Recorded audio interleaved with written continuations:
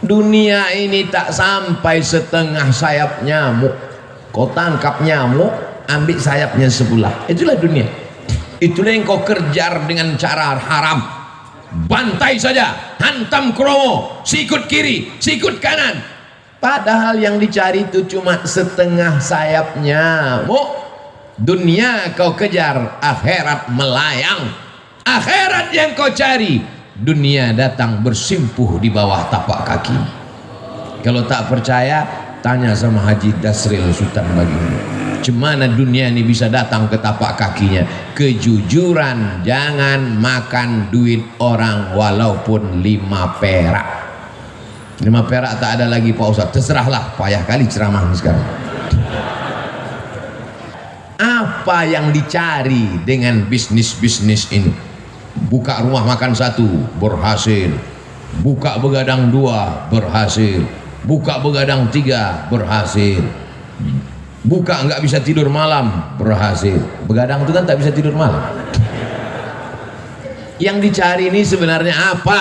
Dunia ini kalau dikejar macam menelan air garam, makin ditelan makin haus, makin ditelan makin terbakar. Laukana libni Adam wadiyan min zahab, seandainya manusia itu punya satu lembah dari emas, ada gunung, ada bukit, ada emas, apakah dia akan berkata cukup 1? Pasti dia akan minta tambah. Tapi beda dengan yang satu hamba Allah ini, dibuka usaha ini banyak untuk bangun masjid. Dibuka usaha ini banyak. Ustadz Abdul Somad ini ada tanah 2,5 hektar, sudah dibangun kelasnya lebih 30, sudah dibangun kantornya, musola, masjidnya 60-70% siap. Ambillah Ustadz Somad.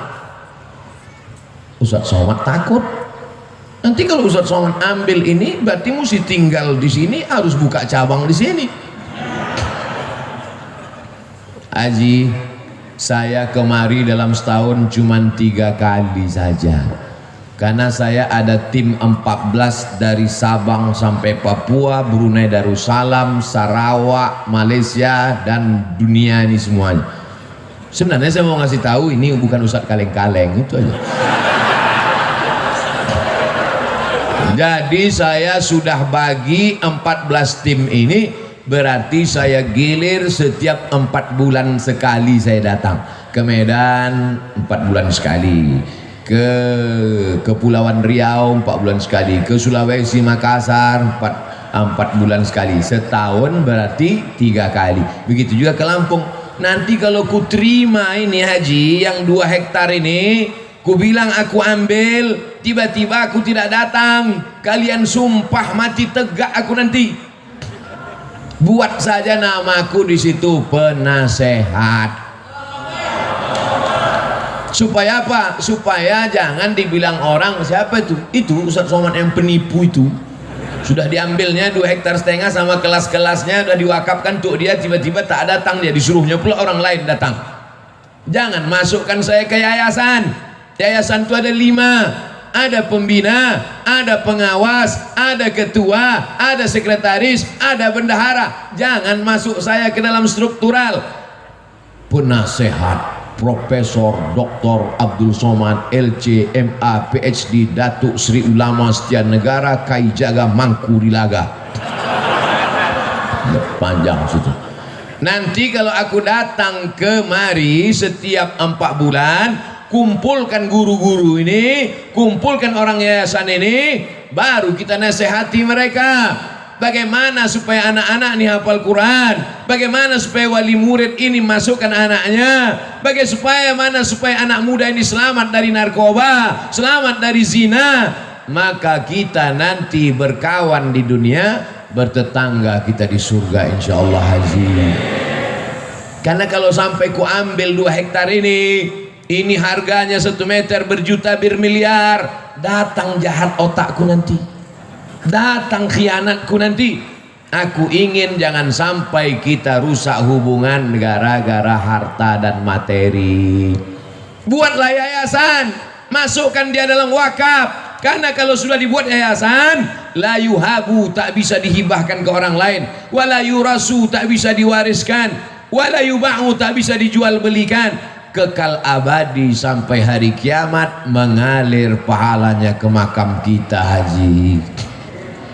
Nanti anak-anak itu akan baca Quran, Haji. Anak-anak itu malam nanti akan tahajud di masjid itu, pagi-pagi mereka akan belajar, maka pahalanya mengalir ke makam kita, Haji. Itulah yang mau kita cari di dunia ini. Lapang makamku, terang kuburku, lapang pula makammu. Adapun makam jamaah ini kita belum tahu. Kalau makam kami dah selesai, makam jamaah uruslah masing-masing. Masa kami juga yang ngurus makam? Jadi banyak orang sekarang yang dipersiapkannya rumah menjelang pensiun. Alhamdulillah Pak Ustadz, saya pensiun 2 bulan lagi, tapi 100 pintu kos-kosan sudah siap. Mohon Ustadz nanti tanda tangan prasastinya ya. Padahal niatnya dalam hati mau manas-manasi saya aja. Disangkanya saya tergoda. Wih, saya tidak tergoda dengan itu, karena belum tentu kita sampai pensiun malaikat maut datang. Tapi ketika yang dibangun masjid, yang diwakafkan pesantren tahfiz Quran, itulah yang membuat saya cemburu luar biasa. La hasada illa fisnataini, tak boleh cemburu hasad kecuali pada 2 perkara. Yang pertama, rajulun atahullahu malan, ada orang yang dikasih Allah harta, dipakainya harta itu pagi, siang dan malam untuk menolong agama Allah. Itulah yang mesti kita cemburu. Adapun orang yang jadi pejabat tinggi paling lama 2 periode, itu pun kalau tak datang KPK. Adapun orang kaya karena mengejar dunia, tak perlu kita cemburu, karena rumahnya tinggal, mobilnya tinggal. Tapi kalau orang bangun masjid, masjidnya tinggal, pahalanya mengalir. Ustadz Somad, itu ada orang kaya Pak Ustadz, kondominiumnya 100 lantai ke atas, 100 lantai pula ke bawah. Di lantai bawah tuh Pak Ustadz, air semua, macam tinggal di akuarium Pak Ustadz. Saya tidak terpukau, saya tak cemburu sedikit pun, karena yang 200 lantai itu kalau dia mati tinggal. Tapi kalau dia bangun 2 hektar dengan 30 sekian kelas, dengan surau langgar musola, dengan penghafal Quran, anak hafal Quran 1 hari ngulang hafalan 2 juz, 1 bulan hatam 2 kali, setahun hatam 24 kali, anak yatim diberikan gratis. Itulah yang kita cemburu, karena kita belum bisa melakukan itu, betul? Tapi Abdul Somad dimuliakan, dibuat penasehat Abdul Somad, selesai, dapat saya amal jariahnya. Tapi belum tentu pasti juga lagi, ini masih dalam tahap penjajakan. Saudaraku yang dimuliakan Allah Subhanahu wa taala, wa ta'awanu 'alal birri wat taqwa, tolong menolonglah kamu dalam kebaikan. Ini pelajaran untuk anak-anak muda, cita-cita kalian mesti tinggi macam cita-cita Haji Dasril Sultan Baginda. Ini sekarang anak muda nih, gimana rencananya ke depan? Ya udah mau siap S1 Pak Ustadz. Habis ini kau mau jadi apa? Ya mau ikut tes PNS lah Pak Ustadz. Kau PNS mana bisa bangun masjid? Gaji 2,5 juta sebulan, semua kredit. Bangun rumah 3M, 3 kali minjam. Gimana kau mau bangun masjid? Sementara laut di Lampung luas, kolam-kolam ikan entrepreneur bisa. Jadilah anak muda entrepreneurship, sehingga nanti kau bisa bangun sekolah tahfiz gratis. Cita-citanya mesti begitu. Buka usaha berhasil, buka satu lagi usaha berhasil, buka lagi satu usaha berhasil. Kemarin kami di Pringsewu itu juga meresmikan pesantren anak muda entrepreneur, lahir tahun 80. Baru berapa tahun umurnya? Baru 40 tahun. Entrepreneur. Jadi kalau cerita entrepreneur, usahawan, bisnismen, Lampung ini tempatnya. Saya sudah ketemu orangnya. Ini makhluk-makhluk yang unik, ini mesti dibudidayakan.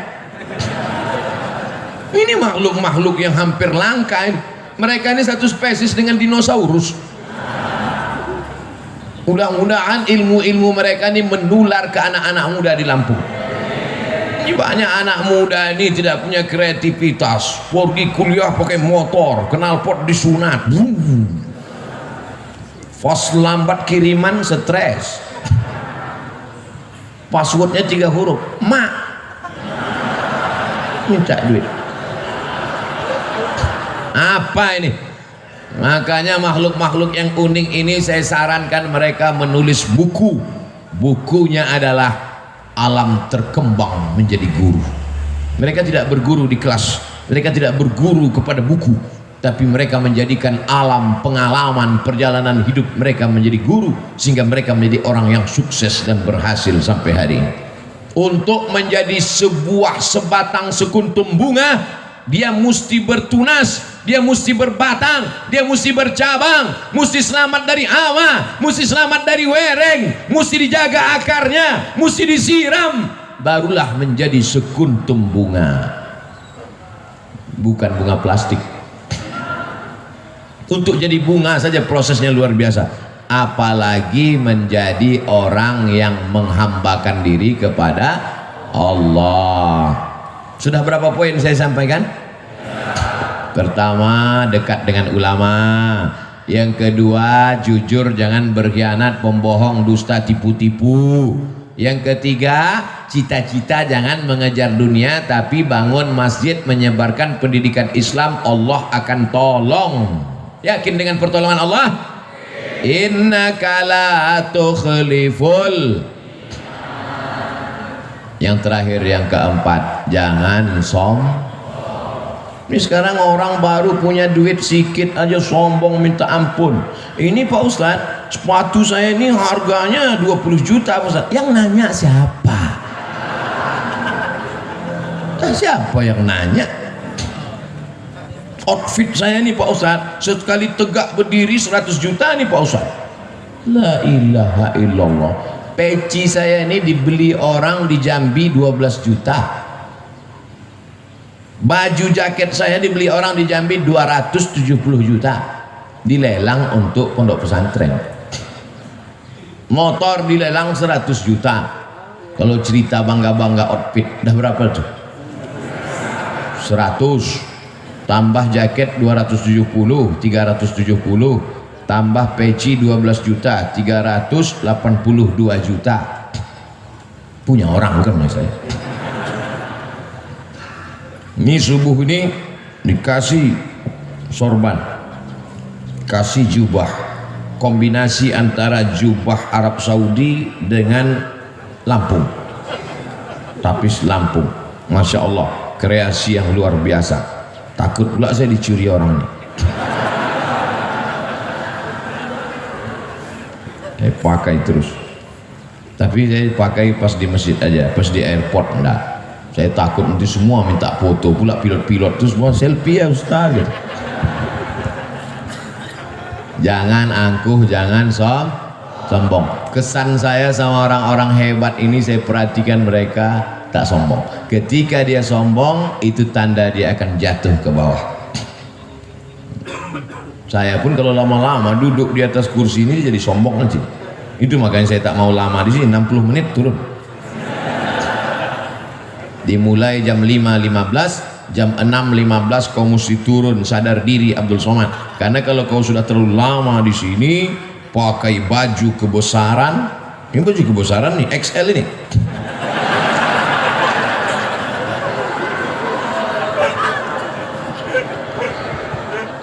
Pakai baju kebesaran, dikasih mikrofon, suara menggelegar, duduk di atas, semua orang di bawah, lama-lama merasa jadi Fir'aun. Oleh sebab itu, setiap 60 menit kau turun ke bawah, balik ke asal, bahwa kau bukan apa-apa dan bukan siapa-siapa. Tu'izzu man tasha. Allah menaikkan siapa yang dia kehendaki. Wa tudhillu man tasha. Allah menurunkan siapa yang dia kehendaki. Ada yang rendah hati turun ke bawah, dinaikkan Allah.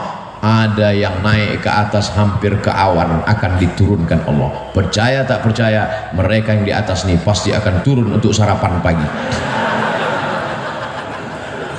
Betul. Masya Allah, tabarakallah. Masjid mengajarkan kita tentang tawadhu, rendah hati. Siapapun orangnya, kalau sudah sampai masuk ke masjid ini, dia mesti menempelkan keningnya ke lantai, ke tempat bawah tapak kaki. Adakah yang lebih rendah dari tapak kaki? Lantai ini lebih bawah tapak kaki. Mana ada orang melangkah di atas tapak kaki? Lantai ini ditempelkan kening ke lantai. Mentang-mentang Haji Dasril yang bangun masjid, tiba-tiba pas sujud, Haji Dasril enggak sujud ke lantai. Kalian aja, aku yang punya masjid sujudnya ke tiang. Nggak bisa. Semuanya menempelkan kening ke lantai. Dan ketika kening menempel ke lantai, saat itu kau rendahkan dirimu dan kau katakan Subhana Rabbiyal. Kalau kau menyelamatkan dirimu dari angkuh dan sombong, Allah akan menyelamatkanmu. Ada orang yang lapar, selamat. Ada orang yang haus, selamat. Ada suami-suami yang datang urusan dari Jakarta mau bisnis ke Lampung, selamat atau tidak? Selamat. Tinggal di mana sekarang? Di hotel. Hotel apa? Hotel Syariah Nusantara. Tenang istrinya kan? Karena dia tahu hotel syariah tertulis di belakang pintu, yang tidak bawa surat nikah tidak dibenarkan masuk. Gimana sekarang? Hotel syariah. Habis itu dia pergi ke konvensional.